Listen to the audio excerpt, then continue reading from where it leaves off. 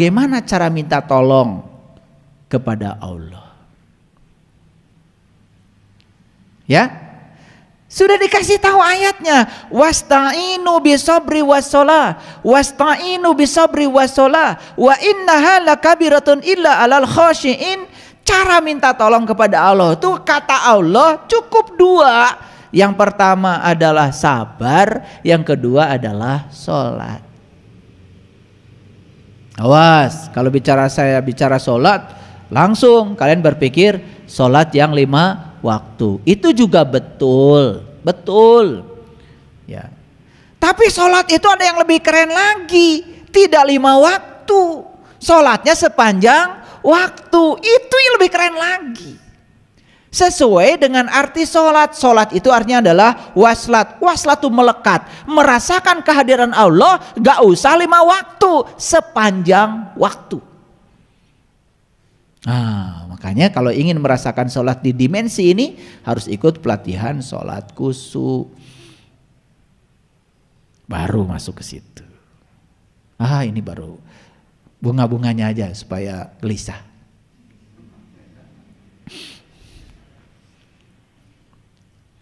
Karena Allah bilang di ayat ini, wa innaha lakabiratun ila alal khasiin. Tidak akan bisa kamu minta tolong dengan sabar dan sholat. Karena itu amat berat. Kecuali untuk orang-orang yang khusyuk. Nah, khusyuk itu bukan konsentrasi.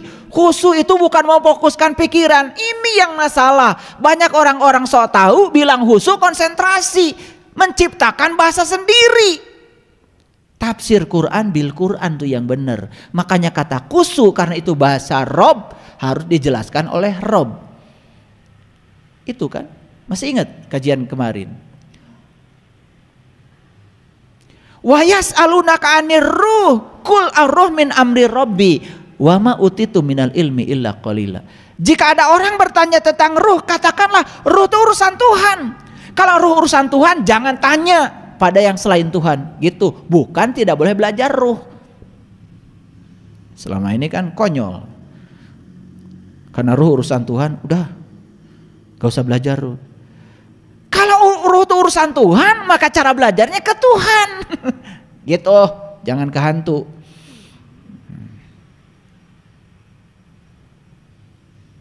Wa ma utitu minal ilmi illa qalila. Karena kamu itu tidak diberi ilmu kecuali yang sedikit. Nah, yang sedikit itu adalah kunci pembuka mata kalbu agar kita bisa ketemu Tuhan. Baru belajar ruh pada Tuhan, baru ngerti. Itu yang disebut dengan kecerdasan melampaui batas, yaitu batas pikiran. Karena tidak mungkin belajar tentang ruh pakai logika, apalagi pakai filsafat, tersesat. Belajar tentang ruh harus pakai ilmu, namanya ilmu ma'rifat. Ilmu ma'rifat tidak sama dengan tasawuf, tidak sama juga dengan filsafat. Tasawuf itu nggak ada zaman Rasul, nggak ada. Rasul cuma mengatakan awwaluddin ma'rifatullahi ta'ala wa rasulih. Awalnya agama mengenal Tuhan. Makanya Nabi Muhammad bilang dalam sebuah hadis, ma'rifat adalah modalku, akal pikiran sumber agamaku. Maka orang yang sudah diterangi cahaya ma'rifat, akal pikirannya dia sumber agama, bukan penghambat agama. Nah, ada orang yang akal pikirannya jadi penghambat untuk majunya spiritual karena belum terterangi oleh cahaya ma'rifat.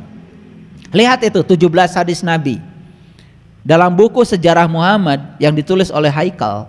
Itu dijelaskan tentang 17 hadis itu. Ma'rifat adalah modalku, akal pikiran sumber agamaku, rindu adalah kendaraanku, jihad adalah perangaiku. Kan terus. Yang terakhir, sholat adalah hiburanku. Jadi Nabi Muhammad mah sholat teh hiburan. Kalian sholat lagi hiburan nih, begitu sholat, jam 12 asa cikene geus adan deui. Beratnya sholat teh. Karena nggak ngerti, nggak tahu rasanya, karena nggak pernah belajar. Jadilah sholat jadi kewajiban. Padahal Nabi bilang sholat adalah hiburanku. Gak ada di hadis sholat adalah kewajibanku, nggak ada. Maaf ya. Yang alergi pada kata-kata saya, sabar dulu. Nah, apa itu khusyuk? Khusyuk itu kata Allah di Quran, allazina yadunnuna annahum mulaqu rabbihim. Jadi khusyuk itu artinya sebuah kondisi yang diawali dengan perjumpaan dengan Tuhan. Beda? Oh, setahu saya khusyuk adalah konsentrasi. Ya setahu lu. Tapi setahu Allah khusyuk itu adalah suatu kondisi di mana ingatan seseorang bisa ingat kepada Allah karena sudah diawali dengan mulaqu rabbihim, perjumpaan dengan Tuhan. Masuk akal? Nah, gitu. Harus masuk akal ya.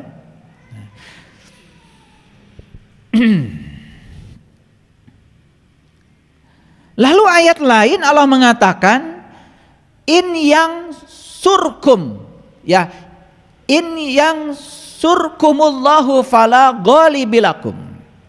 Jika Allah menolong kamu, maka tak ada orang yang dapat mengalahkan kamu. Jika Allah membiarkan kamu, maka siapapun gerangan yang dapat menolong kamu daripada Allah sesudah itu siapa? Karena itu hendaklah kepada Allah saja orang-orang mukmin bertawakal. Jadi ayat ini sedang menjelaskan kepada kita bahwa Allah itu bisa menolong seseorang, bisa tidak menolong seseorang. Allah itu bisa menolong seseorang, bisa juga membiarkan seseorang. Nah, pertanyaannya, siapa yang akan ditolong Allah menurut ayat ini? Sudah jelas tadi, yang ingin menolong dirinya sendiri. Dan siapa yang dibiarkan oleh Allah? Kriterianya sudah jelas. Dari 6 kriteria tadi sudah jelas, yaitu orang yang tidak mau menolong dirinya sendiri.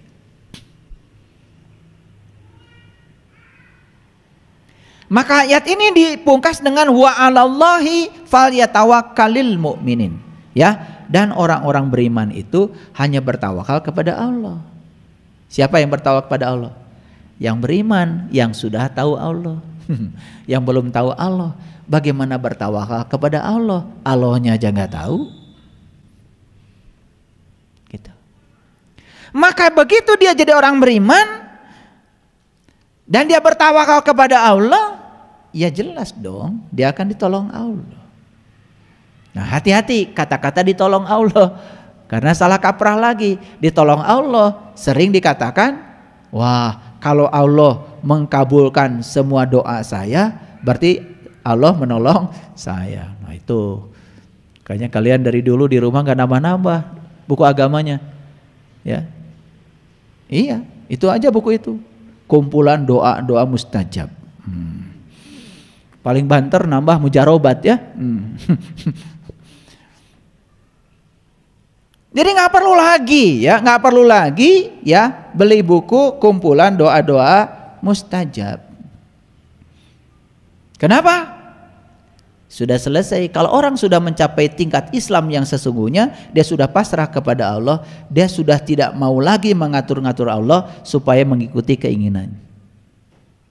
Dia menerima apa saja yang sudah menjadi kepastian dari Allah sebagai kebenaran. Tidak terjebak benar salah, tidak terjebak baik buruk. Itulah yang disebut dengan muslim. Kalian muslim bukan? Muslim bukan? Berarti non muslim dong.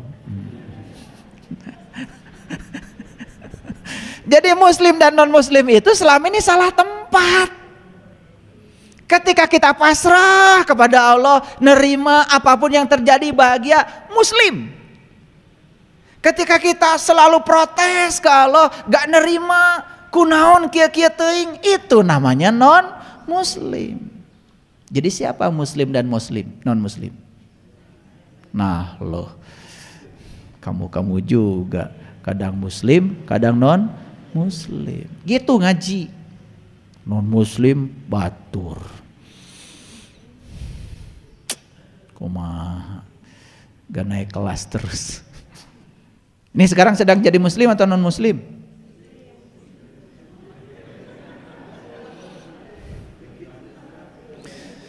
Di sini mah nggak kelihatan. Di sini tuh saya tidak bisa bilang kalian itu muslim, gak bisa. Karena saya tidak bisa bilang kalian muslim dari pakaiannya. Nah, kalian itu kelihatan muslim atau tidak muslim itu di kehidupan. Wajahnya anggun, senyumnya bersahabat. Ya, tidak ada kecurigaan pada orang lain.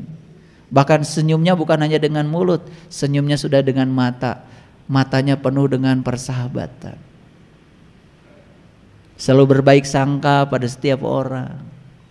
Dirindukan banyak orang muslim. Penuh curiga. Senyumnya miring ke kiri, ke kanan nggak ada. Ya toh? Iya, kalau ngomong menyakitkan. Kalau bicara penuh dengan fitnah dan hoax. Bagi saya sih yang kayak gitu non muslim. Jadi muslim dan non muslim itu sebetulnya ditujukan ke dalam diri kita sendiri. Stop menunjukkan pada orang lain. Kan tidak elok di sebuah kumpulan kita sedang bersama dengan orang-orang. Kadang-kadang saya mohon maaf di acara resmi kan suka ada begini. Saya akan memimpin doa. Ya, untuk yang non muslim silahkan sesuai dengan kepercayaan masing. Kan gak enak gitu. Gak enak. Mau mimpin doa sudah mendiskreditkan orang lain kan gitu. Itu acara resmi dan ini sering terjadi. Kalau saya ada di posisi itu, gak enak. Untung aja mereka yang dibilang begitu nggak langsung bubar. Kalau gitu saya mau keluar aja, nggak ikutan doa Anda. Gimana kalau begitu? Doa nggak? Lah mau doa aja yang universal karena Allah tuh mengerti semua bahasa. Ya salah sendiri Anda doanya pakai bahasa tertentu yang tidak mengerti orang.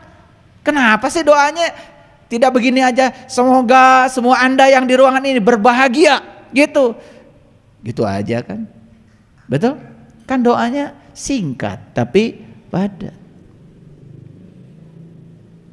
Udah mendiskreditkan orang, kemudian doanya pun hanya untuk kelompok tertentu. Padahal orang sudah hadir. Saya mau nanya sama kalian, di situasi itu nyaman gak kita? Gak nyaman kan? Betul gak? Gitu.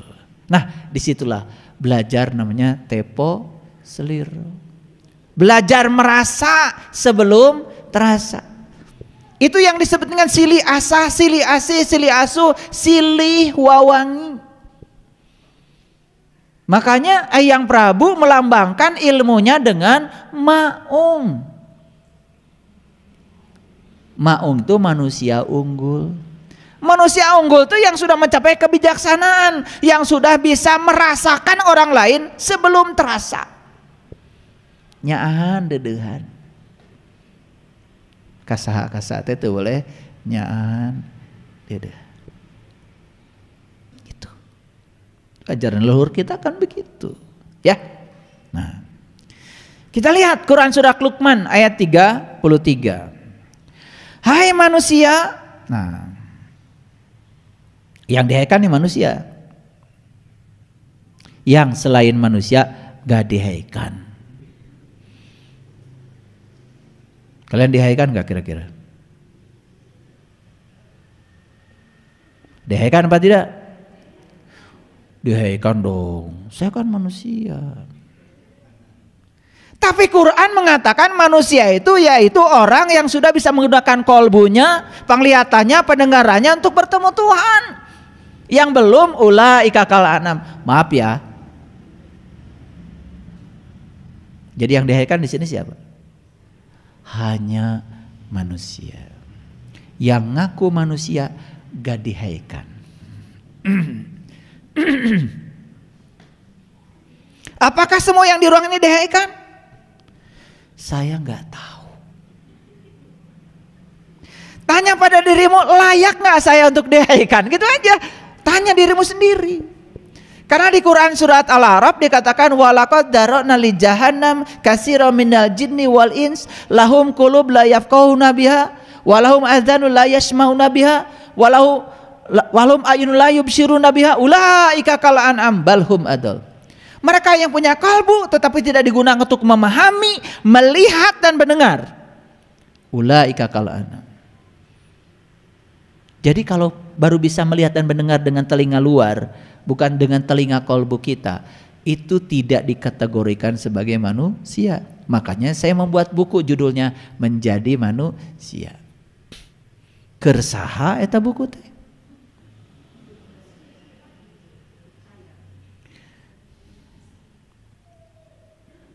Kira-kira buat siapa? Judulnya singkat, Menjadi Manusia. Buat siapa? Buat saya, enak aja. Emang lu siapa? Buat yang baru ngaku jadi manusia tapi can jadi jelema. Hai manusia, bertakwalah kepada Tuhanmu dan takuilah suatu hari yang pada hari itu bapak tidak bisa menolong anaknya. Anak juga tidak bisa menolong bapaknya. Ini ayat judulnya itu supaya tidak eueuh pakeuh. Akan ada suatu hari di mana bapak nggak bisa menolong anaknya, anak juga bisa nolong bapaknya. Akan ada suatu hari. Saya tanya sama kalian kalau udah pinter, kapan hari itu? Kapan hari itu? Sekarang. Enak aja, memang sekarang nggak bisa bapak nolong anak. Jang cing, bapak terbuka rokok ya? Bisa sekarang. Akan ada suatu hari bapak tidak bisa menolong anak dan anak tidak bisa menolong bapak. Kapan hari itu? Nah, liar kan? Iya. Selama ini kita tuh nggak ngerti ayat ini. Pada saat itu setan-setan dibelenggu.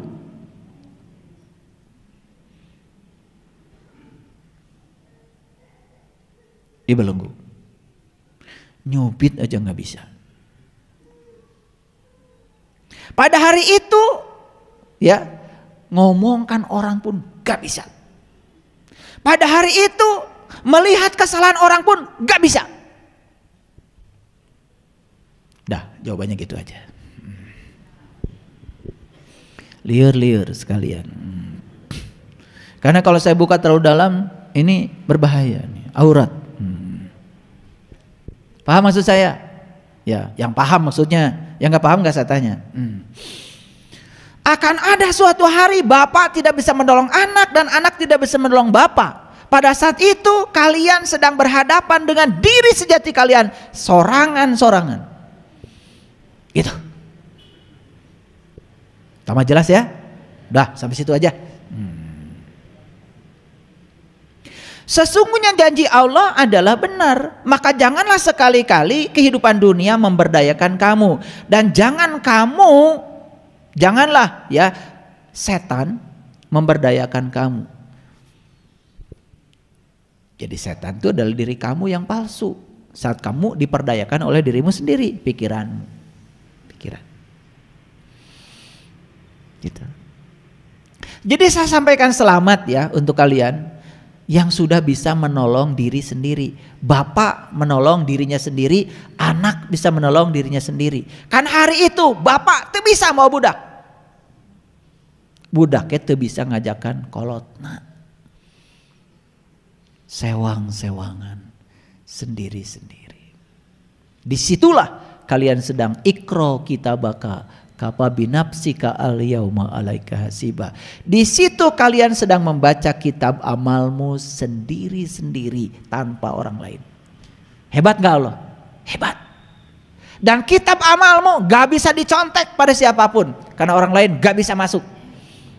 Hanya kamu sendiri yang melihat kitab amalmu sendiri. Bukankah sebegitu agungnya cara Allah menyembunyikan aib kita?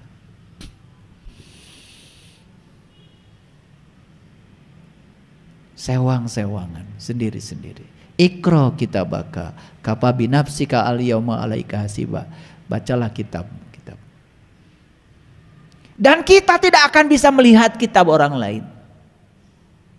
Dan kita tidak bisa ngintip kitab orang lain. Kita hanya bisa melihat kitab kita sendiri. Karena saat itu anak kita pun gak lihat. Bapak kita pun gak lihat. Saat itu kita cuma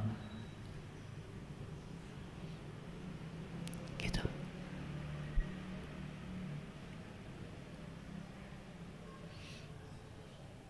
Ini yang jarang dibicarakan. Dan yang lucunya banyak yang tidak merindukan hari ini. Saat itu tidak dirindukan. Harusnya tanya, kapan hari itu? Selalu saja hari kiamat, hari akhirat. Ngerti juga enggak? Betul hari kiamat, tapi hari kebangkitan kesadaranmu. Betul hari akhirat saat engkau bisa menyaksikan akhirat dalam dirimu. Itulah hari yang penting. Di mana anak tidak bisa menolong bapaknya, bapak tidak bisa menolong anaknya. Gitu. Kalau lagi gini bisa nggak tolong menolong? Bisa. Yang nggak mau nulis, nggak punya pensil masih bisa. Sekarang mah sebetulnya bukan hari, tapi saat. Nanti kalian pulang dari sini, silakan. Dan saat itu yang menentukan bukan Allah. Saat itu yang menentukan adalah dirimu sendiri. Saya pastikan sekarang saya mau menolong diri saya. Dan saat ini saya tidak bisa menolong anak saya kecuali saya bisa menolong diri saya sendiri. Dan anak saya pun tidak bisa menolong saya kecuali dia menolong dirinya sendiri. Sudah, yuk sendiri-sendiri. Luar biasa. Tidak pernah tidur, tidak pernah ngantuk. Allah selalu siap siaga setiap saat. Kapanpun kamu datang, beliau selalu menyambut labbaik Allah. Waduh, ini ya saya kasih tahu. Kalau Quran 30 juz ini dibedah benar-benar nih cara ngebedahnya. Ya, dengan pendekatan spiritual dari pengalaman, tambah pendekatan saintifik, lihat struktur bahasanya, lihat struktur sastranya, lihat etimologinya, lihat asal usulnya, dikupas secara dalam. Merinding. Dan isi Quran yang 30 juz itu cuman satu. Bagaimana cara kita mengenal jati diri kita sendiri? Makanya 30. Juznya bukan 31, 30. Karena 30 itu 3 dan kosong.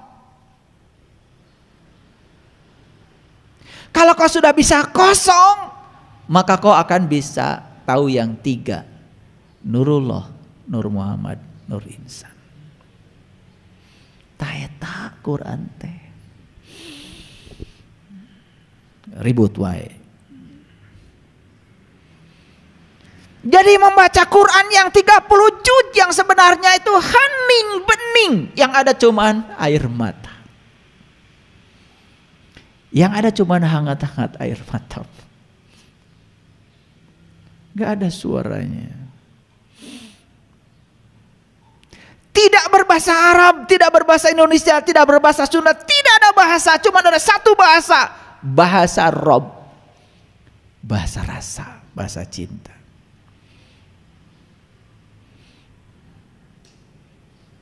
Udah bisa?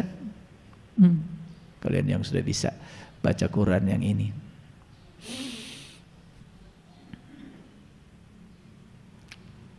Luar biasa.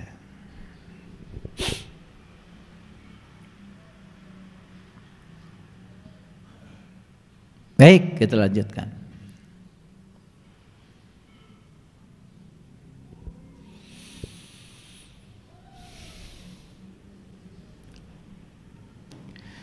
Dalam Quran surat Al-Hadid ayat yang ke-25, Allah menyatakan, sesungguhnya kami telah mengutus utusan-utusan kami. Laqad arsalna rusulana bil bayinat. dengan membawa bukti-bukti yang terang benderang. Bayinah itu terang benderang, caang bayinah itu. Ya. Laqad arsalna rusulana bil bayinat. Sesungguhnya kami telah mengutus utusan-utusan kami. Apa sih utusan-utusan itu yang dibawa dia? Cuma satu. Bukti yang terang benderang. Gitu.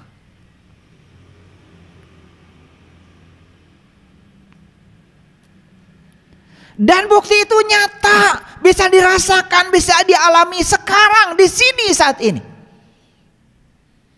Wa anzalna ma'ahumul kitab, dan kami turunkan bersama mereka kitab. Ini enggak cerita Quran, cerita kitab. Dan banyak yang masalah artikan. Begitu ada kata kitab, langsung aja diterjemahkan Quran. Beda. Quran itu dari kata qara'a yaqra'u Qur'anan, bacaan. Kitab ya kitab. Makanya di Quran perintahnya baca kitab. Ya baca kitab harus punya kemampuan membaca. Kan di Quran perintahnya ikra kitabaka. Ikra kitab, bacalah kitabmu. Nah, untuk membaca kitab harus punya kemampuan membaca. Gimana cara mempunyai kemampuan membaca? Ya, membacanya bukan dengan mata itu, tapi gunakan mata yang diberikan Allah yang tanpa batas. Sesungguhnya kami telah mengutus utusan-utusan kami dengan membawa bukti yang nyata, dan telah kami turunkan bersama mereka Alkitab dan mizan. Mizan itu sering disebut dengan neraca. Neraca itu sering disebut dengan keadilan. Makanya ketika Krishna memberikan ceramah di padang Kuruksetra pada Arjuna. Siapa Arjuna? Arjuna itu lambang simbolisasi dari manusia, dan Krishna itu lambang seorang guru ya yang diberi kemampuan untuk bisa mengajarkan ilmu sejati pada manusia. Ini adalah dialog antara guru dan murid. Makanya yang disampaikan oleh Krishna itu adalah 5 dasar kebenaran. 1 adalah pengetahuan, yang kedua adalah cinta, yang ketiga adalah keadilan, yang keempat adalah kesabaran, yang 5 adalah kepengabdian. Nah, dari 5 dasar kebenaran di situ ada nyelip namanya keadilan. Nah, bahasa Quran itu adalah mizan. Makanya siapapun orang yang sudah mengalami Ar-Rahman, sudah bisa mengalami Ar-Rahman, ya bukan baca Ar-Rahman, barijang tengah arti, maka dia akan mencapai mizan itu.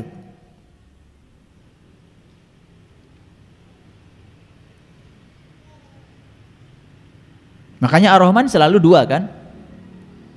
Rabbul masyriqain wa rabbul maghribain. 2. Ada 2 matahari. Ada 2 tempat terbit matahari. Ada 2 tempat terbenam matahari. Ada 2 lautan. Marajal bahraini yaltaqiyan bainahuma barzahul la yabghiyan. 2. Jadi selalu 2. Makanya kalau kita berbicara tentang neraca, tentang keadilan, selalu 2. Lihat saya semuanya. Mendengarkan satu pihak, kita sedang berada dalam kegelapan. Kalau kita mendengarkan 2 pihak, maka kita akan dapat pencerahan. Makanya hati-hati kalian. Kalau ada yang ngadu-ngadu satu pihak, kalau kalian respon, kalian langsung memposisikan kalian dalam kegelapan. Langsung emosi, terpancing, kan gitu. Coba dengar 2 pihak. Kalian akan dapat pencerahan. Disitulah yang disebut dengan mizan. Itu namanya keadilan. Ya, itu. Makanya coba hakim, dengar terdakwa bicara apa, dengar jaksa bicara apa. Karena jaksa ditunjuk oleh negara untuk memberikan tuntutan. Jaksa tentu saja dari polisi. Hakim kan di tengah aja. Tuh. Maka disebutnya juga hakim. Itu nama terlalu tinggi kalau menurut saya. Karena hakim itu orang yang bijaksana. Orang yang sudah berada di titik tengah. Tidak terpengaruh oleh apa kata terdakwa, tidak juga terpengaruh apa kata jaksa. Dia sudah di titik tengah. Hakim.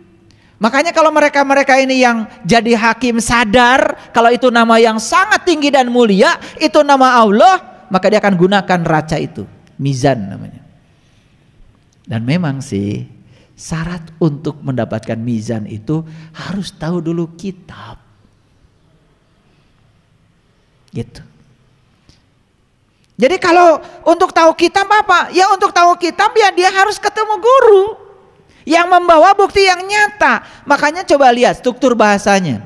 Sesungguhnya kami telah mengutus utusan-utusan kami dengan bawa bukti yang nyata. Dan kami telah turunkan kepadanya kitab. Siapa yang dapat kitab maka dia akan mendapatkan raca. Gitu. Jadi sekarang ada situasi yang sangat menyedihkan, di mana ada penangkapan terhadap orang-orang yang justru bergerak di bidang hukum, ya, itu kan tentu saja. Nah, menurut saya sih sederhana, mungkin belum tahu kitab sejatinya, baru tahu KUHP aja.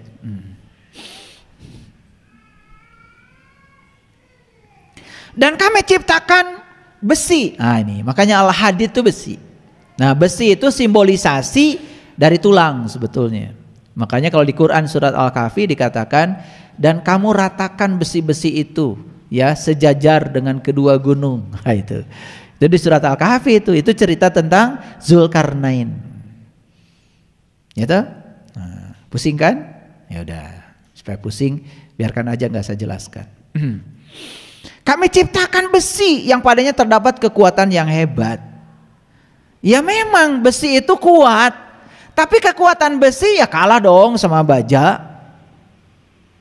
Kalau mau dibanding-banding dengan logam, karena ini bukan cerita besi itu, bukan cerita besi yang ada di pandai besi. Ini cerita sesuatu yang diberikan pada kita. Kalau itu digunakan, kamu menjadi punya kekuatan. Coba, kalau tubuh kita ini nggak ada tulangnya, tuh puguh wujudnya. Betul nggak? Ngalumuk jika daging kiloan di pasar. Betul nggak? Kan gagah itu karena ada tulang.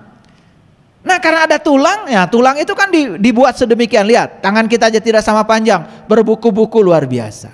Betul nggak? Dan ini begitu fleksibelnya, luar biasa. Maka Allah bilang, yadullah fawqa aydihim, tangan Allah ada padamu.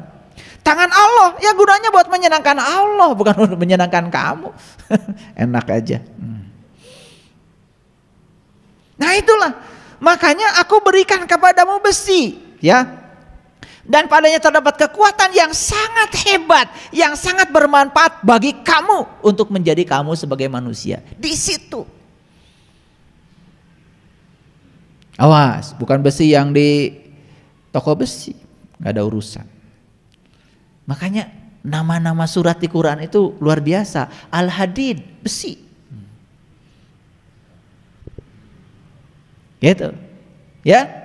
Nah, Allah mengetahui siapa yang menolongnya, dan Allah juga mengetahui siapa yang menolong utusan-utusannya. Kalau gitu saya mau nanya, siapa yang menolong Allah dan Rasulnya?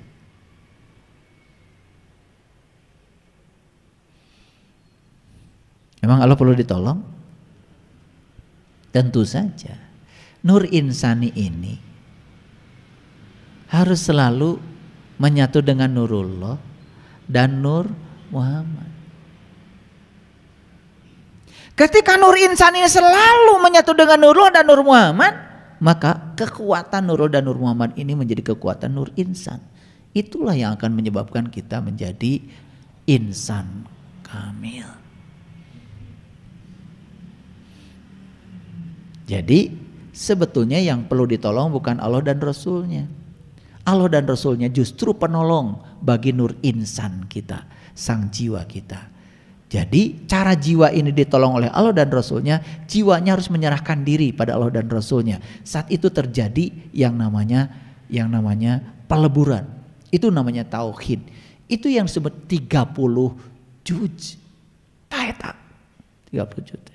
Mun geus bisa kadinya mah hatam langsung. Gitu. Kalian mah tamat we ayo. Beda tamat jeung hatam. Tamat mah eta nu hamur tumpeng teh. Sesungguhnya Allah Maha Kuat lagi Maha Perkasa. Makanya di sini dikatakan, perhatikan, ini ada yang saya tebalkan. Dan Allah mengetahui siapa yang menolongnya dan rasul-rasulnya secara tersembunyi. Nih, saya bacakan bahasa Arabnya supaya kalian percaya. Mayang surhu wa rasulahu bil ghaib. Jadi cara menolong Allah dan Rasulnya itu dengan cara tersembunyi. Gitu. Karena aurat kalau tidak tersembunyi. Keren Quran ya. Keren gak? Gitu. Baru tahu hari ini ya kalau Quran keren ya. Ya ayyuhallazina amun intan surullah yansurkum wa yusabbit aqdamakum. Ini ayat sering juga dikasih embel-embel. Hai orang-orang beriman, tolonglah agama Allah, maka Allah akan menolong kamu. Kan suka begitu? Pertanyaan saya, kalau kita harus nolong agama Allah, Allah agamanya apa? Kan harus jelas dulu yang mau ditolongnya, betul nggak? Kalau Allah agamanya tertentu, emang Allah harus beragama? Kalau gitu tanya lagi, sejak kapan Allah beragama? Berarti dulu Allah kafir dong. Allah aja harus beragama, keterlaluan. Makanya di sini nggak ada agama, nggak ada. Intan surullah yansurkum, ya. Hai orang yang beriman, tolonglah Allah, niscaya Dia akan menolong kamu dan akan meneguhkan kedudukanmu. Gimana cara menolong Allah? Sudah dijelaskan di ayat sebelumnya. Cara kau menolong Allah dalam keadaan gaib, dalam keadaan tersembunyi, satukan nur insanmu dengan Allah dan Rasulnya. Itulah cara menolong Allah. Maka Allah akan menolong kamu. Dan luar biasa, wa yusabbit aqdamakum, dan Allah akan meneguhkan kamu. Gitu. Nah, setelah saya urai secara panjang lebar ini tambah pusing atau tambah mengerti? Ya, yang tambah pusing saya doakan semoga suatu saat bisa membebaskan kepusingannya. Yang tambah mengerti saya doakan semoga tambah kuat imannya. Ya kan? Yang sudah mendapatkan ya cara-cara untuk menolong diri kita sendiri, teruskan, penuh semangat. Ya. Jadi hari ini kita punya gambaran kelompok manusia mana yang bisa ditolong dan kelompok manusia mana yang tidak bisa ditolong. Silahkan kalian yang menempatkan diri, mau ditolong atau tidak ditolong, pilihan ada pada kalian sendiri. Shadaqallahul adzim, barakallahu li wa lakum. Assalamualaikum warahmatullahi wabarakatuh.